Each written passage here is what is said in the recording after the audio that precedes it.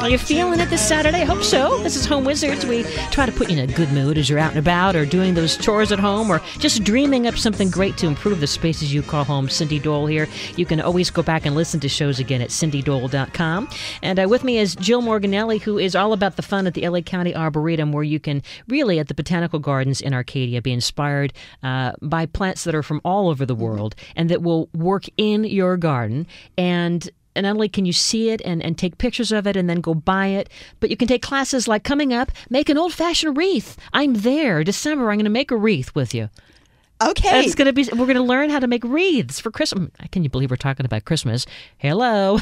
It's coming. It's coming down. Christmas is coming down sooner than later. And you have an orchid class coming now. Let's talk about orchids because... Okay. You know, who doesn't go to Trader Joe's and buy those cute little orchids that are like for $5 or $6 and you think it's going to look great. It's a nice little hostess gift. There it is on my table. And then all of a sudden it's not reblooming. Yeah, I have a theory that every woman in the world has 2 orchid leaves on her kitchen counter somewhere or on her windowsill somewhere that was once an orchid and they're waiting for it to bloom. They're waiting for it to bloom and it never does. And then you go to someone's office and it's like thriving and it's like, excuse me, what are you doing? What are you doing? Yeah.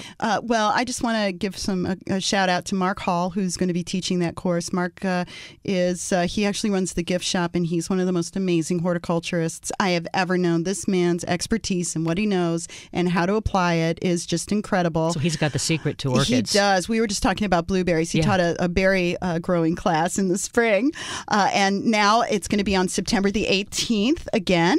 We've got the organic fruit and vegetable gardening class going on that day, and then we also have a class about orchids. And Mark is going to be teaching this class about exactly what you're saying, how to care for the orchids. What to feed the orchid. If how I'm often? low maintenance, that's the other end of the scale. They're more high maintenance, kinds of plants. They're really in it for the hobby of, having that orchid and going through the ritual and caring for the plant.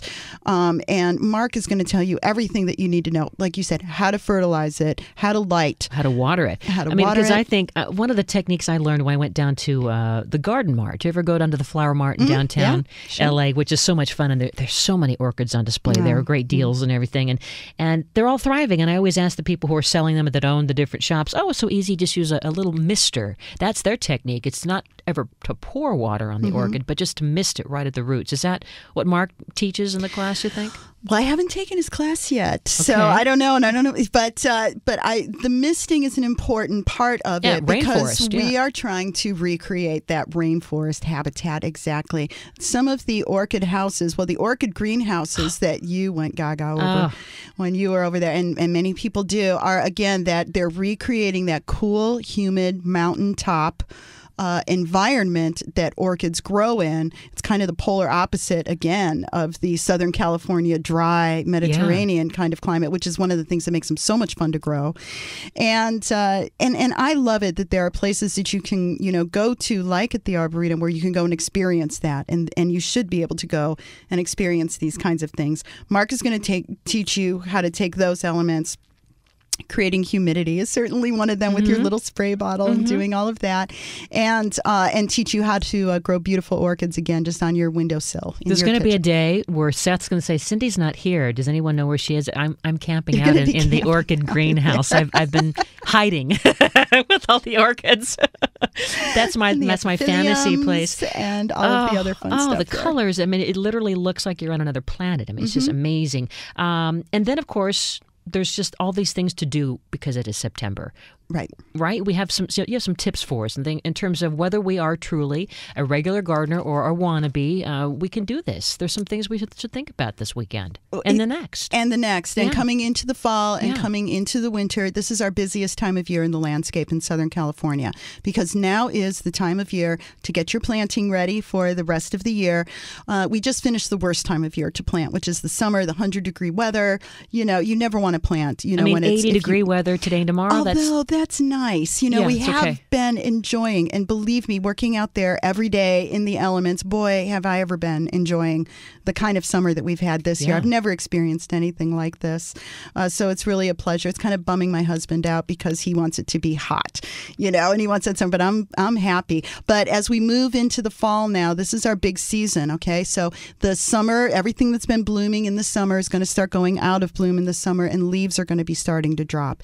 So we have a lot of deadheading that we're going to start doing. We've got a lot of pruning that we're going to be doing, to cut, the shrubs back, the leaves back, because their big growing season is done, and now they're moving into more of a dormant, kind of slow time. The California natives go off in the spring, and they go off in the fall and throughout the winter, and so do the Australian plants. And so now we're also coming into new life cycles for the cool season plants. So you just want to make sure that you're cleaning everything up, everything that's been dropping, you're pruning, you're deadheading, you're getting ready, you're getting the soil ready, you're laying some nice fresh mulch down for the winter because we want to keep those roots nice and insulated, from the cooler temperatures and from the shorter days and things like that. So you're going to be pruning, cutting back. Of course, September is the month to divide. You want to divide your bulbs, you want to divide your rhizomes, you want to divide your perennials that have been growing out for the rest of the year. Irises, I've got a bunch of irises that are they're multiplying. I've got to divide them. Yep. Now some of these plants bloom in the spring, and then some of them are just going through, they're finishing their bloom, and so you want to make sure to divide everything in the spring and get it in the ground and going before spring starts. Okay, that's real important. Okay, when we come back, we have one more moment to talk with you. We're going to learn a few more things that you've got going on, not only for the fall, but some more great classes that we can enjoy at the LA County Arboretum in Arcadia. This is Home Wizards. We're going to take a quick traffic break, but the fun continues right after this. This is Cindy Dole. Don't go away. It's killing me. I need to relax and watch TV.